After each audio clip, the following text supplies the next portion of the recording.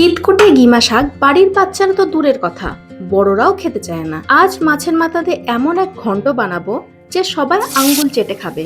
এর জন্য প্রথমেই আমরা মাছের মাথাগুলোকে গরম তেলে লাল লাল করে ভেজে তুলে নেব। ওই তেলেই ফোড়নে দিয়ে দেবো তেজপাতা, শুকনো লঙ্কা, কিছুটা পরিমাণে গোটা জিরা, একদম ঝুরি ঝুরি কেটে রাখা পেঁয়াজ, রসুন আর বেশ অনেকটা পরিমাণে কাঁচা লঙ্কা। একটা বড় সাইজের আলু একদম ঝিরিঝিরি করে কেটে রেখেছিলাম, সেটিও দিয়ে দিচ্ছি গোটা একটা টমেটো।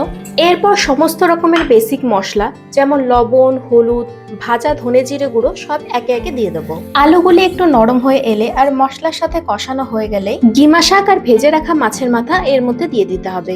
আর এই গিমা শাকগুলো না আমাদের বাড়িতে হয়েছে, কিছুদিন আগে বাড়িতে গেছিলাম, সেখান থেকে তুলে নিয়ে এসেছি। কিছুক্ষণ ঢাকা দিয়ে রাখলে একদম নরম হয়ে যাবে। সবার শেষে একটু গরম মশলা ছড়িয়ে নামিয়ে নিতে হবে। গরম গরম ভাতে এই গিমা শাকের ঘন্ট থাকলে এর সাথে আর কিছুই লাগবে না।